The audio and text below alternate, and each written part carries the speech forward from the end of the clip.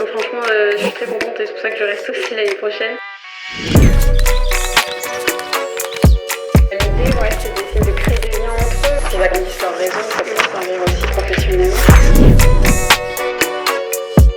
Test, production, contrôle et qualité des produits de santé, c'est un bac+2 qui forme des techniciens. L'idée, c'est d'avoir un diplôme qui est large, donc on leur fait découvrir la production. On leur fait aussi découvrir le développement galénique, contrôle qualité chimie ou microbiologie, l'assurance qualité. Donc l'idée, c'est de couvrir les différents domaines. L'étudiant va avoir une affinité pour un domaine et puis ensuite il se spécialise dans des préfères en licence pro notamment. Donne un exemple concret de projet de recherche ou d'études de cas sur lequel les étudiants travaillent pendant leur formation. On a le projet en assurance qualité qui est de faire un audit interne du laboratoire du LTPIB qui est ici, et à la fin faire un rapport d'audit et le rendre, souvent c'est à peu près 1 mois. Il y a beaucoup après de TP, de travaux de groupe en galénique, on va voir les essais pharmacopées qui existent et tout ça, on travaille en labo. Il y a des projets en communication pour nous apprendre à travailler en groupe, en équipe. On a une petite promo, nous on est 8 cette année, chacun avoir une tâche niveau par exemple marketing, niveau recherche internet pour chercher des lieux, des endroits où se retrouver, des activités. Cite au moins 3 métiers auxquels pourront prétendre les futurs diplômés. Technicien galéniste, technicien en assurance qualité,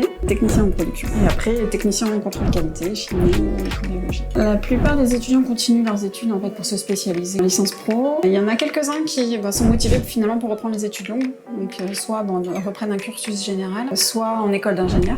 En quoi cette formation répond-elle aux défis actuels de l'industrie pharmaceutique? C'est sûr que l'industrie pharmaceutique, elle a besoin de techniciens en fait. C'est assez recherché. Tous les ans, les cours sont remis à jour pour justement intégrer des choses qui sont importantes aujourd'hui dans l'industrie pharmaceutique. Je pense à la data intégrité. Quand on travaille sur un logiciel, que ce qu'on fait au sein de l'entreprise, ça soit bien enregistré sur le réseau, que tout soit lié, qu'on sache qui a fait quoi à quel moment, pour pouvoir, s'il y a un problème, remonter. S'il n'y a pas ce suivi-là, s'il se passe quelque chose après, derrière, même 10 ans plus tard, il faut savoir ce qui s'est passé à ce moment-là. En quoi est-ce un avantage de faire ce test en apprentissage? C'est de voir le milieu professionnel quand on n'a jamais été en milieu pro, apprendre à communiquer avec tous les services, oser aller vers l'autre, poser des questions. Et c'est vrai que là, l'alternance, c'était un point positif d'avoir moins de cours. On fait 2 semaines de cours, 3 à 4 semaines d'entreprise, donc c'est vachement intéressant, on a le temps de s'intégrer. Ça s'est super bien passé, je m'entends super bien avec l'équipe. Donc franchement, je suis très contente et c'est pour ça que je reste aussi l'année prochaine. L'idée, c'est d'essayer de créer des liens entre eux, qu'ils agrandissent leur réseau, ça peut leur servir aussi professionnellement. Le projet communication, en fait, on a instauré ça il y a 1 an. Toute l'année, ils préparent